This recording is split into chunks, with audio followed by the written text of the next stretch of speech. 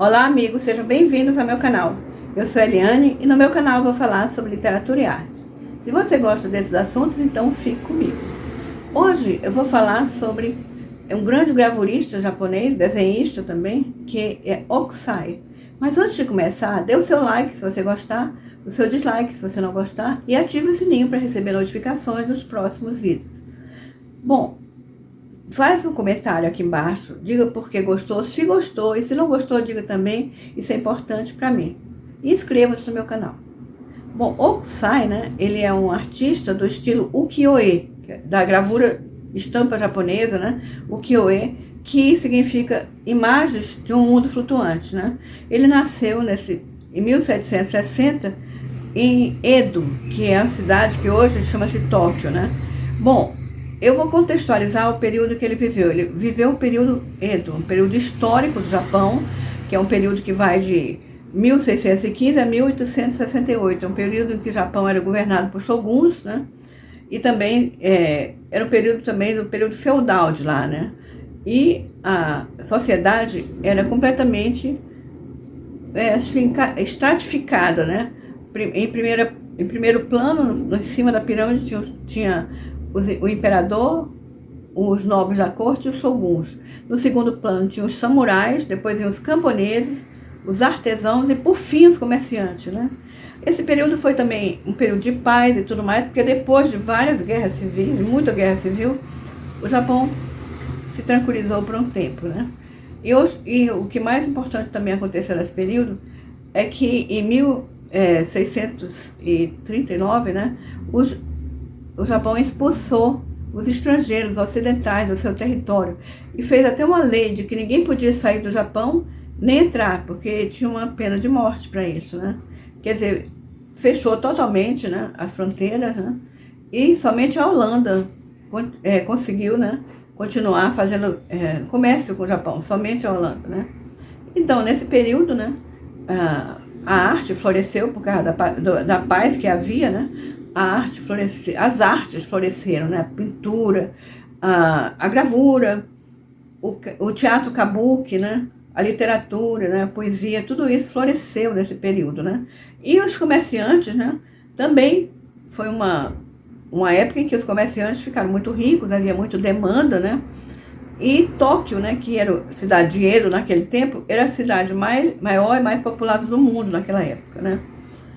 Então, esses comerciantes que ficaram ricos e tudo, eles queriam consumir arte, consumir os prazeres da vida, consumir também viagens, educação, e porque eles procuravam, né, como falei, os prazeres da vida, os prazeres sensuais, então se criou, né, esse estilo do ukiyo-e, né, que significa, então, imagens flutuantes, que significa são coisas passageiras, né, e eram gravuras que eram muito baratas, porque são xilogravuras, dava para replicar, e ficaram muito populares, as pessoas compravam facilmente, colecionavam, né? E a maioria dessas gravuras ou eram com atores do teatro kabuki, ou de mulheres bonitas, cortesãs, né? E o Hokusai, ele nasceu em 1760, em Edo, né? O pai dele fazia espelhos, né? E ele começou desde cedo, aos 6 anos de idade, a fazer os desenhos da moldura do espelho, né? Depois, aos 14, ele entrou numa escola foi trabalhar no ateliê e aprendeu, então, a xilogravura, a técnica da xilogravura, o desenho, a pintura, e passou a trabalhar com o ukiyo-e, com as gravuras. Ele fazia, inicialmente, gravura de atores do kabuki e também de mulheres cortesãs e tudo. Mas depois ele passou a se dedicar a paisagens, né? As paisagens e também as cenas da vida, do cotidiano do povo japonês. E entre as muitas paisagens que ele fez, que é muito interessante, foi uma série de paisagens mostrando as cachoeiras de vários locais do Japão, né?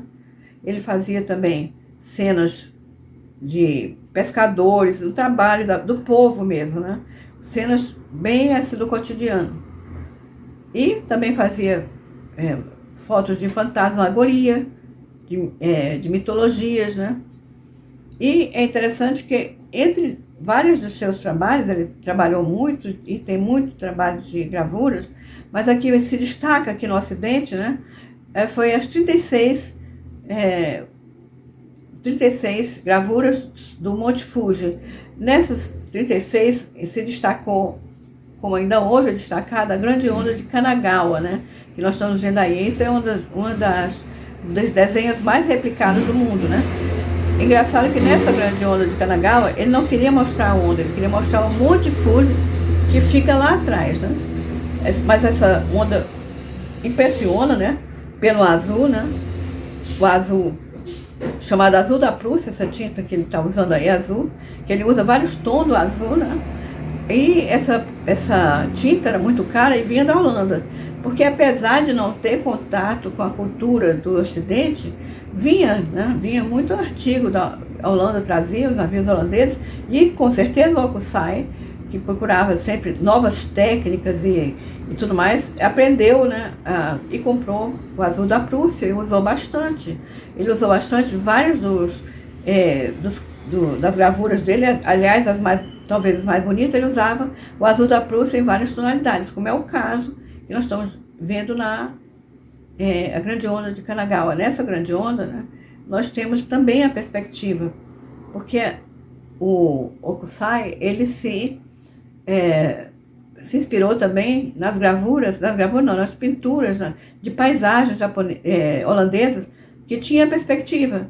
Então ele incluiu na gravura japonesa uma novidade, né, que foi a perspectiva, né, porque você pode ver, né, inclusive na grande onda, tem perspectiva, né, porque a gravura é um, vamos dizer, híbrido de estilo japonês e estilo europeu, né.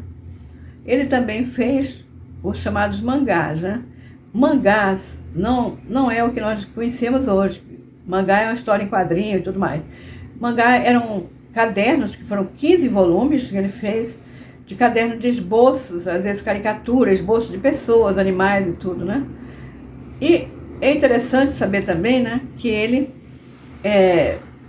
sempre se achava, que procurava sempre se aprimorar, né, e achava, é interessante ver que essa grande, as gravuras do Monte Fuji ele fez com 70 anos, né, e outras coisas, né? Ele até o fim da vida dele, que ele morreu com 88 anos, ele trabalhou até o fim da vida dele. Ele dizia assim, ó, eu vou ler aqui. Desde 6 anos de idade, eu tinha mania de desenhar formas dos objetos. Por volta dos 50, eu já havia publicado uma infinidade de desenhos. Mas tudo que produzi antes dos 70 anos não vale a pena contar. Aos 73, compreendi aproximadamente a estrutura da natureza real, animais, ervas, árvores, pássaros, peixes e insetos.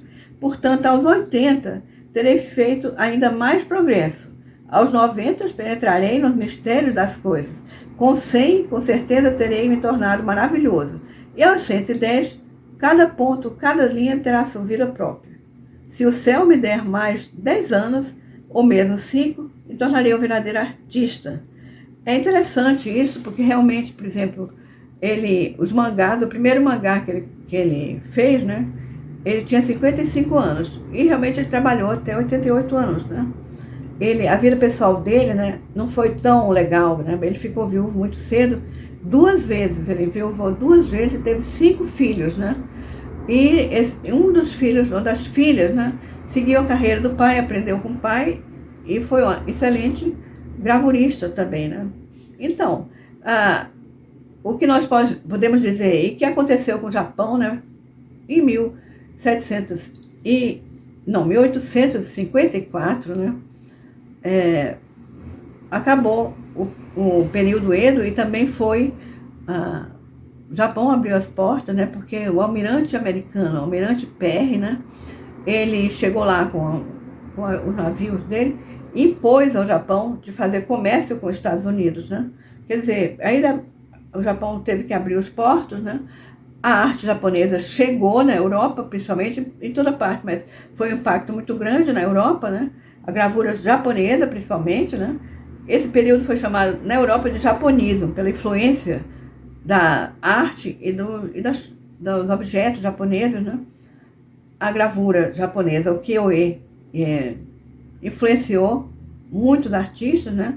Inclusive a arte moderna também, né? Por exemplo, Monet, Degas, Toulouse-Lautrec, todos eles tiveram influência da gravura japonesa. E os neo-impressionistas, como Van Gogh e tudo mais, né? Ainda hoje, né? Por exemplo, Van Gogh tem a Noite Estrelada, que foi, a gente vê claramente, inspirada na Grande Onda de Kanagawa. Aliás, eu tenho um vídeo só sobre a Grande Onda de Kanagawa, eu acho que vocês vão achar interessante, né? Bom, eu espero que vocês tenham gostado. Se vocês gostaram, então me acompanhe no próximo vídeo e muito obrigada por assistir meu vídeo. Obrigada.